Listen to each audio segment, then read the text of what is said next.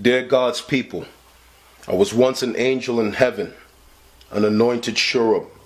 My body was made of musical instruments and pipes. I was beautifully crafted and one of the most wisest beings God ever created. I was powerful and held a position of great influence before the presence of God in the unspeakable majesty of the heavenly abode. I was Lucifer, the son of the morning, he who weakened the nations of the earth. I examined God's rule. I mused over his power and authority, and then said in my heart, I will ascend into the heaven. I will exalt my throne above the stars of God. I will sit enthroned on the mount of the congregation. I will be like the Most High.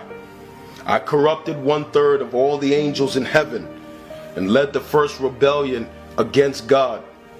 The prophets Ezekiel and Isaiah wrote of me.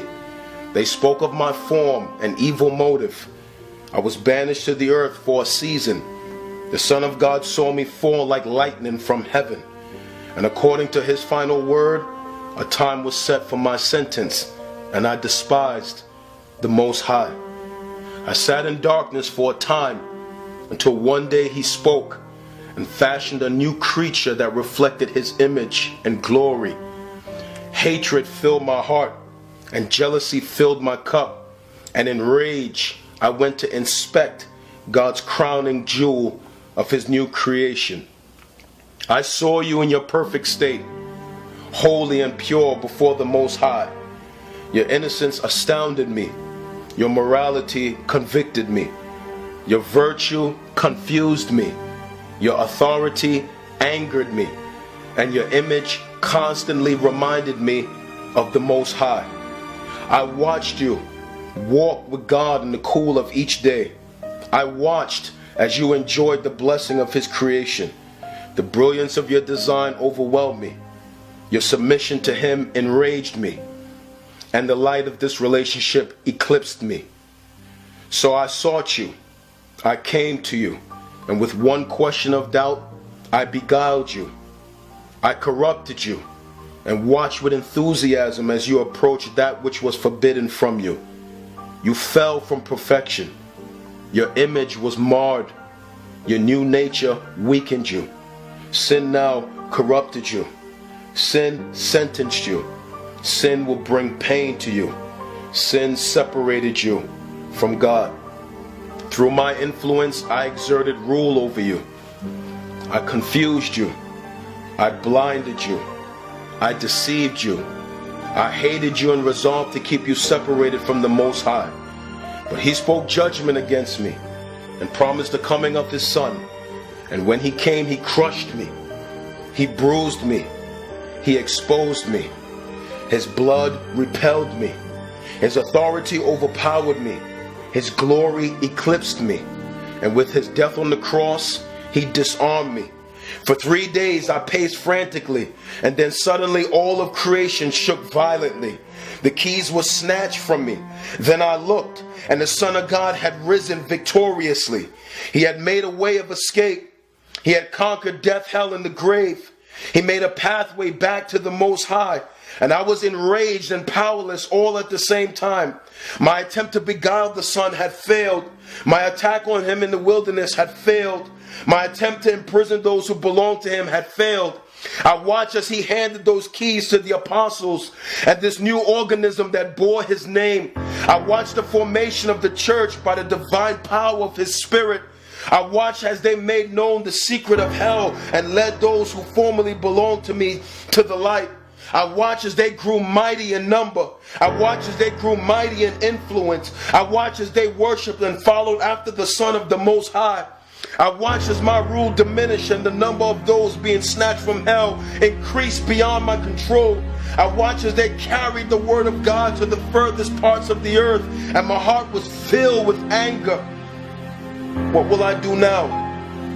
How will I stop or slow down the mighty organism called the church and hinder the spread of their message? I know I will divert their attention away from the commission of the Son of God. I will influence their leaders in gatherings. I will pollute their message and corrupt their doctrine. I will stir hostility of the unsaved world against them. I will stir the mountains of influence against them in every society and nation on earth. I will make them hated and despised among men. I will rise up my own vessels to vehemently contradict their message. I will fill their homes, their schools, their cities, their nations, and their governments with deceit, and flood their airways with lies. I will cause those who have escaped my rule to focus only on themselves and stir indifference in their hearts for the commission of the Son of God. I will blind them with their own pride, discredit their message, weaken their influence, and fill their gatherings with alternate focuses. I will lead them in fruitless busyness and even attend their gatherings. I will cause them to fight one against the other and stir conflict between their doctrines. I will flood their hearts with apathy and dilute their churches with the influence of the world. I will divert them. I will make them derelicts of their duty. To the Church of Jesus, those of you who have escaped the wrath to come and now have a relationship with the Most High, I am okay if you attend church gatherings. I'm okay if you have conferences. I'm okay with you starting new ministries, build facilities, write books, sing songs, travel, even enjoy and worship the Son of God. I'm okay with all your endeavors so long as they don't infringe on my territory of darkness. But please do not turn your focus outward. Please do not develop a burden for the lost. Please do not spend time reading the scriptures and growing in a knowledge of your calling here on earth. Please just enjoy each other. Please do not tell anyone of my existence. I like to be on the down low. Please do not warn sinners of the wrath to come. Do not share Christ with the lost who I still own. Do not convince them of their sin or point them to the Son of God. Do not tell them that if they die in their sin, they will spend their eternity with me in agony. Please do not pray towards this end. Do not give money towards this end. Do not work to spread this truth. Do not support gospel-centered ministry. I want your family. I want your friends. I want your sons and daughters. I wanted you. This is hell's best kept secret. It is so well kept that 2/3 of humanity still does not know it. Most of them totally reject the Son of God. Entire nations sit in spiritual darkness, overpowered by my rule. Many of you in the Christian community are doing an excellent job of keeping this a secret. Your churches are a laughingstock, and your core message is being lost. Thank you for being so full of apathy in the time you spend playing church. I appreciate your indifference to the Great Commission and your blatant dereliction of duty with hatred. Satan.